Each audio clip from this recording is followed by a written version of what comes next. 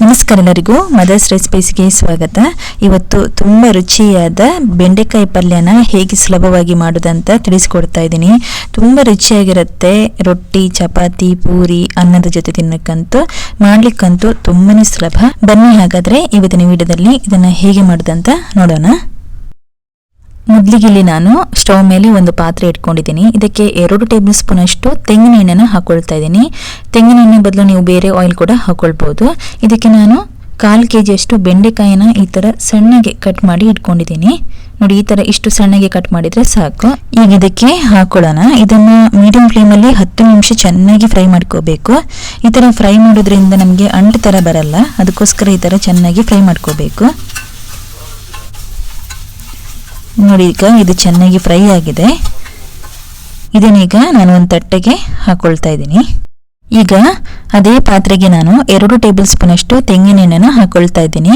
ಈ ಎಣ್ಣೆ ಸ್ವಲ್ಪ ಬಿಸಿ ಆದಮೇಲೆ ಇದಕ್ಕೆ 1 ಟೀ ಸ್ಪೂನ್ ಅಷ್ಟು ಸಾಸಿವೆ, 1 ಟೀ ಸ್ಪೂನ್ ಅಷ್ಟು ಜೀರಿಗೆ, ಆಮೇಲೆ ಸ್ವಲ್ಪ ಕರಿಬೇವಿನ ಸೊಪ್ಪನ್ನು ಹಾಕೊಂಡು ಈ ಥರ ಸ್ವಲ್ಪ ಹೊತ್ತು ಫ್ರೈ ಮಾಡ್ಕೋಬೇಕು. ಫ್ರೈ ಮಾಡಿ ಆದಮೇಲೆ ಇದಕ್ಕೆ 2 ಮೀಡಿಯಂ ಸೈಜ್ ಈರುಳ್ಳಿನ ಸಣ್ಣಗೆ ಕಟ್ ಮಾಡಿ ಹಾಕೊಳ್ತಾ ಇದ್ದೀನಿ.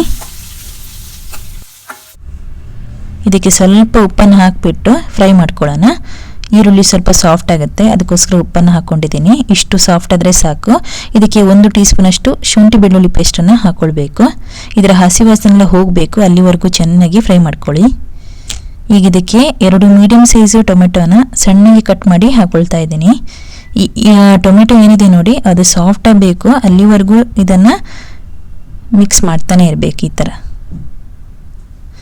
ಈಗ ಇದಕ್ಕೆ 1/4 ಟೀ ಸ್ಪೂನ್ ಅಷ್ಟು ಅರಿಶಿಣದ ಪುಡಿ, 1.5 ಟೀ ಸ್ಪೂನ್ ಅಷ್ಟು ಅಚ್ಚಕಾರದ ಪುಡಿ, ಖಾರ ಸ್ವಲ್ಪ ಕಡಿಮೆ ಬೇಕಾದರೆ 1 ಟೀ ಸ್ಪೂನ್ ಅಷ್ಟು ಹಾಕ್ಕೊಳ್ಳಿ. ಅರ್ಧ ಟೀ ಸ್ಪೂನ್ ಅಷ್ಟು ಗರಂ ಮಸಾಲದ ಪುಡಿ, 1 ಟೀ ಸ್ಪೂನ್ ಅಷ್ಟು ಕೊತ್ತಂಬರಿ ಪುಡಿನ ಹಾಕ್ಕೊಳ್ತಾ ಇದ್ದೀನಿ. ಈ ಮಸಾಲೆ ಹಾಕಿ ಆದಮೇಲೆ ಇದರ ಹಸಿ ವಾಸನೆ ಎಲ್ಲ ಹೋಗುವವರೆಗೂ ಇದನ್ನು ಹುರ್ಕೊಳ್ಬೇಕು.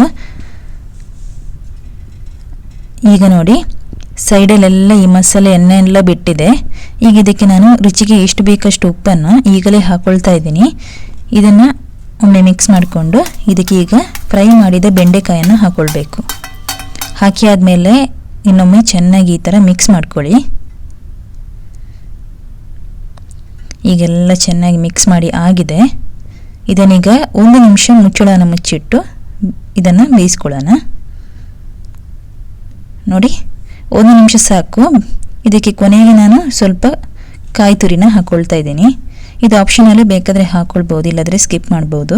ಇನ್ನೊಮ್ಮೆ ಈ ಥರ ಕಾಯಿ ತುರಿ ಹಾಕಿ ಆದಮೇಲೆ ಮಿಕ್ಸ್ ಮಾಡಿದರೆ ಆಯಿತು.